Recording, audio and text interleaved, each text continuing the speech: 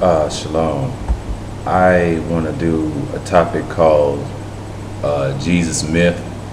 It says The Case Against Historical Christ by R.G. Price. I think he wrote this in January 2007 or 2007, where it says rationalrevolution.net. That's where you can find this at.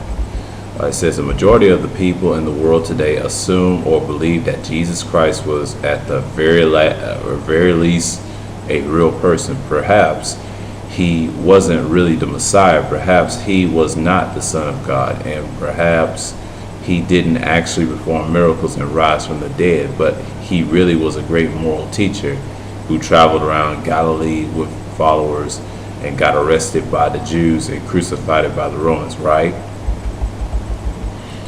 Not likely. In fact, a close examination of the evidence shows that the best explanation for the story of Jesus is what we call mythology. Okay. The case that I will be outlining here is that there never was any Jesus Christ, nor any meaningful real life basis for the story of Jesus Christ. Like many other religious figures, right? Idolatry. Jesus Christ became as a theological concept, that's right, to enslave our own people, the Yashroelites, known as the Israelites, that's us, was later used as a character in allegorical stories and was then historicized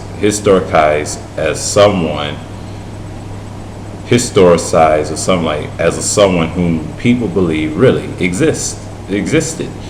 The belief in literal human, Jesus most likely emerged as Eucharist rituals, and theology developed around the concept of the flesh and blood of Christ, and these concepts merged with allegory narratives about the figure. What is the basis for the claim that Jesus never existed? Actually, there are many important facts that support this conclusion. First, let's look at an outline of some of the major points in this case. It says the Gospel of Mark was the first story of Jesus that was written, and all the others are dependent on it. The Gospel of Mark shows clear signs of being written in allegory fiction. Virtually every detail of the life of Jesus comes from the Old Testament scriptures, they say. The so-called Old Testament, known as the Book of Remembrance. He's mentioned in the Book of Remembrance. Okay. Deuteronomy 32 and 17, he's newly raised up as an idol. That's another proof. And that's the third proof. Here's the fourth one. It says some of the details of the life of Jesus are based on mistranslation of the Hebrew scriptures. That's right. Jesus' crucifixion on the Passover defiles historical believability, yet makes a perfect sense metaphorical, and the Gospels make many claims that are contradicted by historical record. That's right. That's what the good spell, the Gospels of the New Testament, newly raised up. I'm going to get Deuteronomy 32 and 17. That's a fulfillment of prophecy showing that it already happened. And I'm going to get this real quick. And it says, and this is what Moses really told us we was going to worship some strange gods and idols and worship scattered four corners of the earth, Deuteronomy 28:64. And here's what he said. This is what our forefather Moses said. He said, they sacrifice unto idols, not unto the power, unto God, and to the gods whom they knew not. To the new gods that came newly up, it should say newly raised up, whom your fathers feared not. So that's Deuteronomy 32 and 17. Okay? And this is showing you, repeating itself. Again, history repeats itself, right? Nothing new under the sun, right? Jesus was an idol because we was going to worship wood and stone. The people that are dispersed through the scriptures. Okay? The Most High is exposing this as we speak. The good spell, the Gospel of the New Testament, the sins of Esau, wrote that to deceive many people from the Creator. The earliest writings about Jesus from Paul and others contain no detail of his life. Many statements in the letters of Paul only make sense if Paul does not view Jesus Christ as a historical person.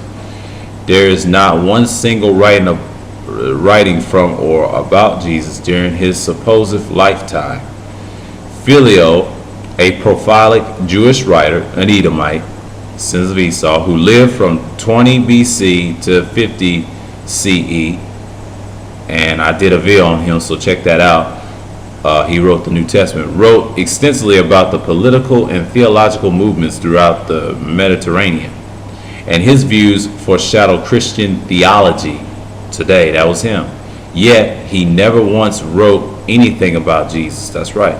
Not only this, but he actually wrote about political conflicts between the Jews and the Pontius Pilate in Judea.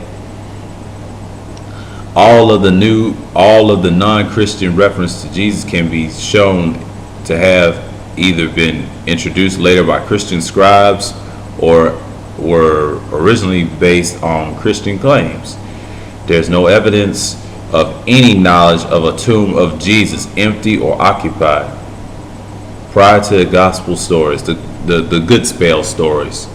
They put you in a trance. They put you in a spell, and that's why it means God means good. It means good spell. That's in your Strong's Concordance. Good spell. The good spell. That's like etymology for you right there. Made that clarification correction. Salakia. There were many conflicting beliefs about who Jesus Christ was in the first and second and third century, including he was not in the first century. He was not in the first or second or third century in the fourth kingdom of man, and there's proof. There was no Christianity in the fourth kingdom of man or first and second and third century BCE. Christ never existed at that time. In the beginning of the fourth kingdom, he did not come in the fourth kingdom because we haven't seen that prophecy. If it's not in the prophets, don't hark on it. Hark on to the words of Yah. Like it said, hearken on to him. I'm going to get your gesture, commonly called Isaiah 51 verses 4. And it says right here, and it says, hearken unto me, my people, and give ear unto me, O my nation, for a law shall proceed from me, and I will make my judgment to rest for a light of the people. Okay. Essentially, including beliefs that he had never existed on earth in the flesh. And that's what this, and this is good information. The Catholics made purely theological arguments as that why Jesus Christ had existed in the flesh. But none of these points are meant to stand their own. By collective, they provide a very strong argument against the story of Jesus Christ being based on a real person. It is important to note that we have one and only one source of information about the life of Jesus, and that is the Christian Gospels. That's talking about the good spell, the Gospel of the New Testament. The Gospels are the sole source of information about this figure. Everything that we know about him depends on these sources. There are two basic views of biblical Jesus as a real person today: the religious Christian view and the secular historical view. The religious Christian view takes the Gospels, the good spells, as accurate and reliable account of the life of Jesus, including all the miracles. The religious Christian view demands that Jesus Christ was a popular and well-known figure in the region, who drew crowds of thousands of people and performed these great miracles, who was a revolutionary figure. They say that the Jewish priesthood was compelled to have him arrested and put to death in a dramatic fashion before hundreds or thousands of witnesses. The secular historical view, is which may also be held by some Christians, take the Gospels as exaggerated accounts of the life of the real Jesus. The secular historical view based the stats with the Gospels and then removes the fantastic or supernatural claims in the Gospels, except what is left as history. The secular historical view tends to minimize the role of Jesus in the region, stating instead that he was barely noticed by others. Secular historians who believe that Jesus exists relied on the Gospels as initially historical but inflated accounts of his life. But are the Gospels reliable historical accounts? The Gospel of Mark is the story of the first of Jesus was written, and all others are dependent. Christ is an idol. He's a form of idolatry. You ain't supposed to worship no son of God. The sins of Esau wrote that to deceive many. I did a video called Jesus was the slave ship. Jesus, the slave ship. He was the slave ship. And it says Jesus was the slave ship, I believe. And I think it's titled Wake Up. And people don't realize it's talking about us. And check out that video. And I'm talking about who the descendants of Israel that was going to worship according to Deuteronomy 28:64. Who's going to worship wood and stone? Who's mostly in your churches? So-called black people. And they're really the children of Yasharal. Black people say Israel, but we say Yasharal, Yasharalites. Okay, the origin of the Gospels, known as the Good Spells, have always been unknown. I was always been unknown, and at no point has anyone that we know of really known who wrote any of the Gospels, the Good Spells. And when they were written, or even where they were written, each of the Gospels could have been written anywhere from Egypt to Rome.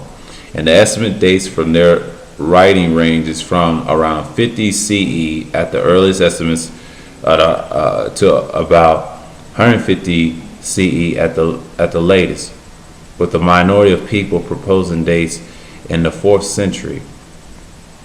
The traditional explanation for the origin of the Gospels has been that they were each written independently by the people who were either disciples of Jesus or who received the information from the disciples of Jesus. This is called the Apostolic tradition.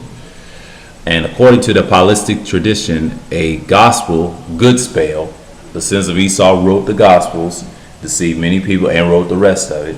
It could have been only be considered authentic if it had a direct lineage to an apostle. Thus, the names assigned to each of the Gospels were given in order to help establish their authenticity, and it has not always been believed, however, that each of the Gospels, good spells, is an eyewitness account. Indeed, the Gospel of Luke explicitly states that it is compiled from the research of the author. Earliest account for the original of some of the good spells, known as the Gospels, comes to us from the early church leader Papias from about 130 CE. He did not write the book. It was Philo Alexander. Please research that. It's good information. But Mark being an interpreter of Peter, and they trying to use that Papias. And here Papias states that the good spell, known as the Gospel, called Mark, was written by someone named Mark, and that Mark recorded his gospel from the apostle Peter. He then goes on to state that the gospel called Matthew was written by someone named Matthew, who wrote his gospel in the Hebrew dialect, which would have been Aramaic. Hebrew, Aramaic are not the same. They're two different things. Okay. Aramaic is a form of Arabic. It was made up by the Arabs. Hebrew is separate, and that's what a lot of people try to say. He didn't speak Hebrew then, he spoke Greek. So, well, go ahead and look at one more explained. People are always trying to use these dumb statements, the origin of the good spell statements in Papias. And around 175 CE, the early church leader Arrhenius expounded upon the information of Papias when he gave an account of the original of each for the 4 Gospels, or the 4 good spells that later become canon. That's what he did. And it was written in Rome and Ephesians. That's what he wrote. Irenaeus against heresies in 175 CE. That's what they wrote. They wrote the good spell, the sins of Esau. Here, Irenaeus basically repeats the statement of Papias, most likely getting his information from Papias, and then adds a statement about the gospel called Luke and the gospel called John. That's what he wrote. And there are several problems with what Papias and Irenaeus state. But first, let us see what they are saying and why they are saying it. Early Christian theologians believe the Gospel of Matthew to be the first gospel that was written, and by many accounts the most important. Of course, there was disagreement among them, as there was on all doctrine issues. These are doctrines of men. Okay, the reason that Matthew was viewed by many as the earliest gospel and the most important was because it contained a virgin birth story. That's right, and the lineage to David. And that's not true. We know that in Scripture, and Acts of the Apostles and things like that. Now they're going off saying Mark and Luke, Mark and Luke. This is where it's going. People start off here. So they going by information that clearly shows signs and affliction. And I'm going to skip this, get to the point. They talking about Mark and all that stuff. They're not going to. They try to use Hosea scriptures.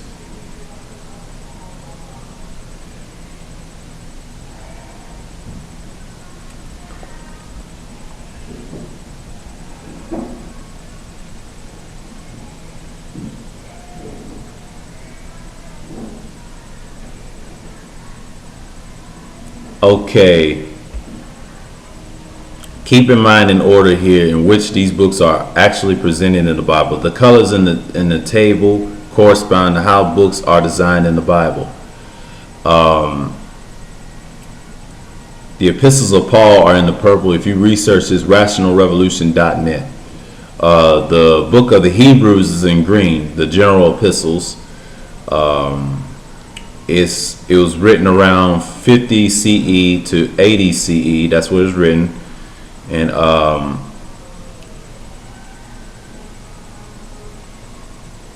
Diactic was anonymous.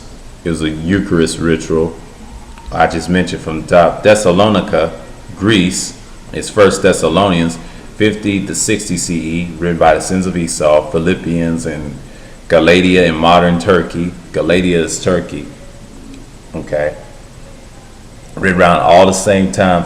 Philemon and First Thessalonians were all written around the same time, except for Colossians. They're all in the purple epistles of Paul. Authentic letter of Paul, written in the congregation of Thessalonica, Greece. Philippians is Philippi, Greece. Galatia in modern Turkey. Galatia is modern Turkey. And Corinthian, Greece. And 2 Corinthians, Greece. And then he did Rome and Philemon of Colossae. And that's 18 pages. They all read around the same time, 56 CEs. That is First Thessalonians all the way down to Colossians. But Book of Hebrews was written 50 CE all the way to 95 CE. It was around that era. They was written around 60 CEs were First Thessalonians and Colossians by the epistles of Paul. And then the books of Hebrews, I believe it was written in 95 CE. Okay? That's in the colors. See, Book of Hebrews will be in the green. The Epistle of Paul will be in the purple. If you research this, rationalrevolution.net. Okay? That's where I get this information from. They try to use Gospels of Thomas and things like that. I'm going to skip those. They are not important. But in the red, the Gospel of Mark was written 80 CE. Around Colossians was written 80 CE in the purple. That's the only one that has a different date. The Philemon and First Thessalonians, correction for clarification, forgive me for that, is 60. The ones that have 60 CEs were First Thessalonians and Philemon. Okay, Paul's writings, and then one of Paul's writings was written ACE. That was Colossians. But the book of Hebrews and Epistle James were written around book of Hebrews 95 CE. James was written 100 CE.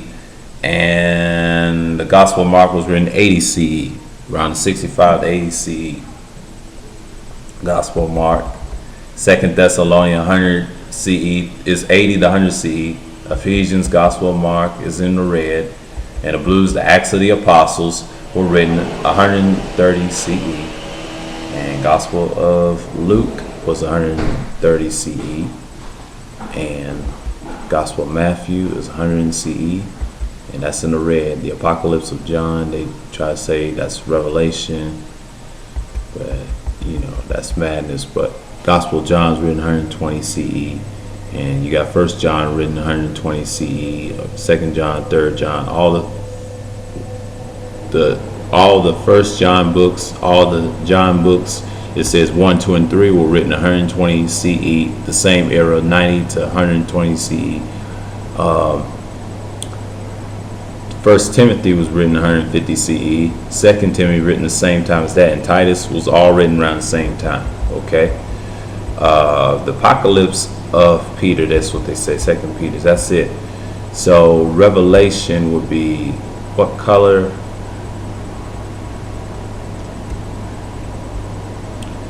Let's see. Revelation would be what color?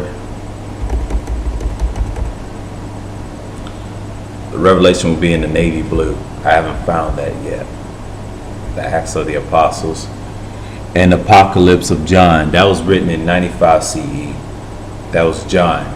They said someone wrote the book of Revelation. Letter written by an unknown, John though it's traditionally ascribed to John, disciples of, that's what they say, but that's not true.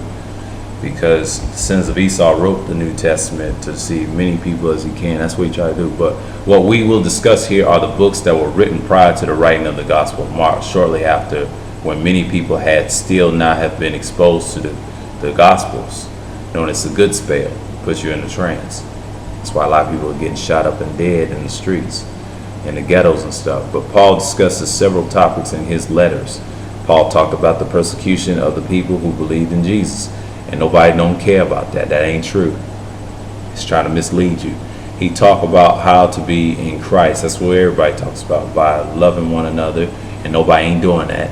He discusses issues of circumcision and other practices that were different between Jews and Gentiles. That's what a lot of people say. They play that stupid game like Republican and Democrat. Don't make sense. That's what they in. He discusses the hope of the coming of the Christ to establish a new kingdom, and even though that's false, that's a lie. And he discusses a crucifixion of Christ. What he did not discuss, however, are any details of the life of Jesus, who killed Jesus, and details of his death beyond the claim that he was crucified, but not even indicating where or when. The teachings of Jesus or any events that are mentioned in the Gospels, known as good spells, other than the crucifixions, and he does not mention anything about any empty tomb, a virgin birth, the names of his parents, or whether he was supposedly from. It's not just that Paul didn't have details about the life of Jesus. Many of the books in the New Testament contain no hint of information about the historical Jesus. That's right. Indeed, it is really only the Gospels. That's what they say. The good spells, even though that's idolatry, is based off the Canaanite religion of Baal, and it goes all the way back to Osiris. That's what they're saying here. The later written books is 1 Timothy, and 2 Peter, etc., that clearly describes an historical figure. Everything that comes before the good spells, known as the Gospels, and even some books that many scholars place shortly after the first good spells, they say, don't talk about the Jesus of the Gospels at all. That's right, the good spells. They just mention the name Jesus Christ with no historical details, no context, no teaching, nothing that really relates back to the Gospels aside from the name of Jesus Christ. This is the case for the Pauline letters, the book of Hebrews, Epistle James, 1 Peter, 2nd and 3rd John, and the Apocalypse of John, Revelation. Even though those were created by the sons of Esau, that's based off the book of Daniel. When the sources do mention the things that to relate the gospel stories, their invariable contradict the gospels. For example, 1 Peter discusses the death of Christ, but does so in a way that is incompatible with the gospels. 1 Peter, the 3rd verse, and they try to give you that, but I'm not going to read that. I know what it says, but it says the gospels, known as the good spells, take very strong position in making it clear that Jesus' resurrection was in the flesh, in the spirit. After this, his resurrection, Jesus is despite it as walking around, touching people, having dinner, etc. in the Gospels, which supports a major doctrine for Christians, that they are to expect to be boldly resurrected. But this passage flies in the face of such of a doctrine clearly contradicts the gospel accounts. But it would be inconceivable that someone would teach that Jesus were made alive in the spirit if he had have been witnessed to have come back to life in the flesh. Examples like his abounded in early epistles. But many states in the letters of Paul only make sense if Paul does not view Jesus Christ as a historical person. That's what they try to say, but I'm not going to read this information. That's so long. I'm going to skim down. Y'all can read this for yourself and get information. These people misconstrued.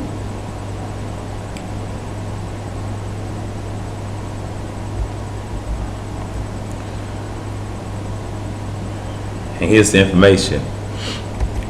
There is one single writing from or about Jesus during his supposed lifetime. Like to the supposed founders of many religions, Jesus left no personal writings of any kind, nor any trace of his existence. Indeed, his supposedly bodily accession into the heavenly precludes the possibility of there even being a bodily evidence for his existence.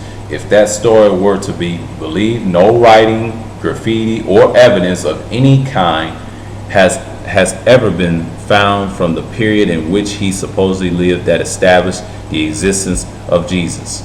If we take the view that Jesus was indeed God, then it could be peculiar that he was unable to write and choose to write nothing himself. Of course, the counter argument to this is that God wanted people to have faith, so he initially didn't leave any evidence of himself, okay? If we take the view of Jesus was a real person who was a teacher and the leader of the religious movement, then we could expect it that this person would have produced his own writings, since other rabbis, theologians, and teachers did. However, it's always possible that this person may not have been able to write, or that none of his writings were preserved. Still, if we did have writings from Jesus, that would certainly clear up many things. But we don't. If we're to take the Gospels as our guide to the life of Jesus Christ, then we must look at Pontius Pilate as the figure who solidifies the period in which Jesus must have lived. Okay, I never take any book as a guide. You can read that in Micah 7:5. Don't put your trust in a friend. Don't put your faith nor in a guide. Micah 7:5. Please read that, you Yashraelites out there. But the other nations, they ain't going to understand. This is information cutting their behinds right now. Okay, whoever believes in this idolatry, this idol. Pilate was the governor of Judea from 26 to 36 CE, a 10-year period. The Jesus of the Gospels then had to have lived and have been killed during this period, if the Gospels are true accounts. Scholars go further and state that, based on the information given in the Gospels, Jesus had to have died in either the year 27, 30, or 33 CE. Since aside from the dubious birth stories and Matthew and Luke and the Gospels, known as the good spells, I call them the good spells. That's why it's called good spell, known as the Gospels. They put you in a trance because those books, that's what a lot of people are in, a trance. They're in idolatry. So deal with strictly with supposed ministry of Jesus, at least from 1 to 3 years, where we are looking at the date range from about 24 CE to 36 CE as the period during which we could look for the writings about Jesus that were produced during his lifetime. Indeed, the Gospels themselves state many times that scribes were present during the various objects of Jesus. Yet we have no records from these supposed scribes. Nothing in the Jewish midrash of the times mention anything about Jesus Christ or any of the events in the Gospels. Not only this, but there are many people that lived during the supposed lifetime of Jesus, whose written works have been preserved and whom we could expect to have written about him. Here are some of the primary persons who lived during the supposed lifetime of Jesus, whose works we have and who we could reasonably expect it we would have mentioned Jesus have had in existence, yet they do not know the descriptions of them and their works. Person, Justus Tiberius. I'm going to do some research on him, and Velius Patroclus, Varius Maximus, and Seneca the Younger, Pliny the Elder. I did Philo Alexandria. Most of y'all know him. Hold on for 1 minute, and I'll be right back. It's a lot of information. A lot of information.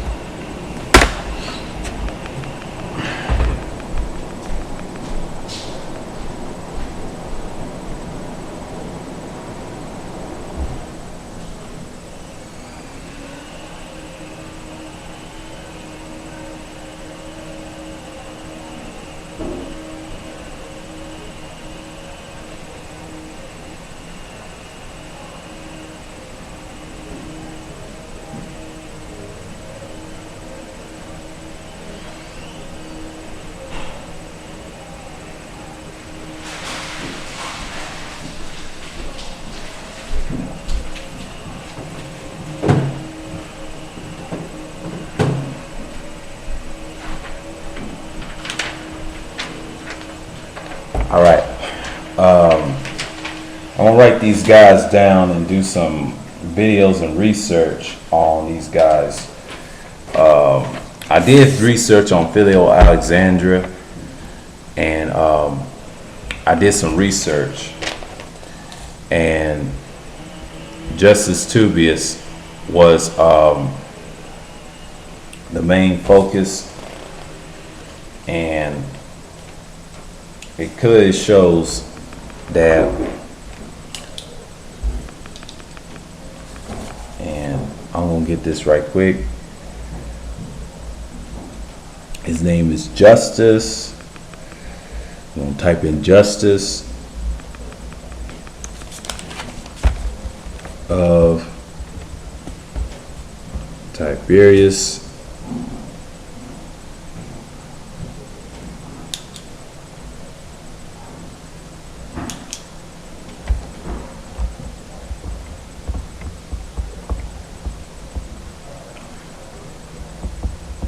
Read him. He said, a Jewish historian who wrote lived in Galilee during the 1st century and wrote 2 preserved works: a history of the Jewish war of the 66 CE, 70 CE, a chronicle of the Jewish people from Moses' death of Agrippa in 100 CE.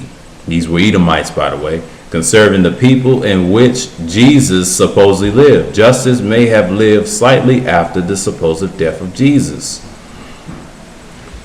Philo Alexander wrote the New Testament. He was a philosopher, Jewish historian, philosopher, theologian, and community leader who lived from 20 BCE to 50 CE in Alexandria, Egypt, but reported on the events throughout the Mediterranean world. But he specifically wrote about conflicts between Pontius Pilate and Jews during Pilate's governorship of Judea. I done did research on him. So another one is Pliny. I think it's Pliny, Pliny, the Elder. I'm going to get him.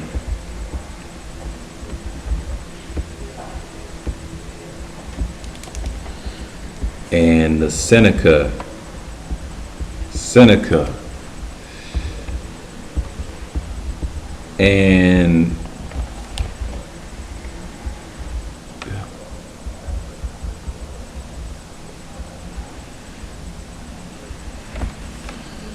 And what's his name? I'm going to get Pliny in a minute. And he is the Roman historian. He was a Roman historian and a philosopher who lived from 23 CE to 79 CE. He traveled through the Roman Empire, though mostly in northern regions. Most of his works, were over 200 manuscripts, are preserved. A lot of people say the Romans are not Edomites, but they are, because other groups say they are. I don't know why, but they say they are. A lot of people say they from another nation, they're from Japheth. That's a lie, because the Romans, the people that stole Japheth's land were Edomites, so that makes them Edomites. You got to remember, Philip Macedonian was an Agagite. He was a tribe. It was a tribe from Amalek, so that makes him an Edomite. Anybody that conquered the original Japheth's land, that's mentioned in the Book of Remembrance, in the books and Kings and things like that, you have to understand their land was conquered as well. Not only us, that we got pushed out of land according to prophecy, that we was going to get scattered to four corners of the earth. So Varus Maximus, he was another Roman. Velius Paterculus, I'm going to research these guys. And these were Roman guys now. These were Romans, Edomites. Historian, philosopher who lived, like I've just been preserved. Okay, Roman philosopher, here's another philosopher, and a statesman who lived from 3 BC to 65 CE. That's how he died. Seneca the Younger. He traveled throughout the Roman Empire and was private tutor of Nero. Nero, his brother Galileo, heard charges brought by the Jews against the Apostle Paul, but he dismissed the charges. Many of the works of Seneca survived, included over 100 letters on morality. Roman writer who lived from 20 BCE, just like he who lived 20 BC, just the same as Philo of Alexandria. What a coincidence! In 50 CE, that's just like him up there. He's a writer, though. He traveled various places in the Roman Empire, including the eastern portions of the empire. He wrote a popular series of books on memorable sayings and deeds, collecting from throughout the empire in 30 CE. That's Varus Maximus. I'm going to research these guys and do future topics on them. I'm going to do Pliny the Elder first, and Seneca the Younger, and Justus Tarabius. I'm going to do him. And it says Roman, and he was a Roman. He's a Roman military officer. That's Valesius Paterculus, Roman military officer and historian who lived 20 BCE. He was born around the same time that Philo and him were born around the same time, but he died in 31 CE. He served in the military in the eastern portions of the empire and wrote surviving work, Compendium of Roman History, which covers his story up through 14 CE. Other materials survived as well. His Compendium of Roman History actually spends a lot of time discussing non-Romans as well. And that's what these get. These are the guys and the persons that wrote the book as well. I'm going to get this right here. And it says, all the people of the people mentioned above living during the same time that Jesus supposedly lived and are prime candidates for being potential witnesses and documenters of the existence of Jesus. Okay. Might have to upload this. Belenesis.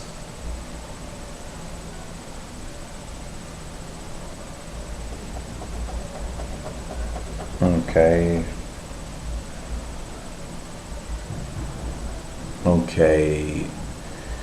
Belius, and what's his name?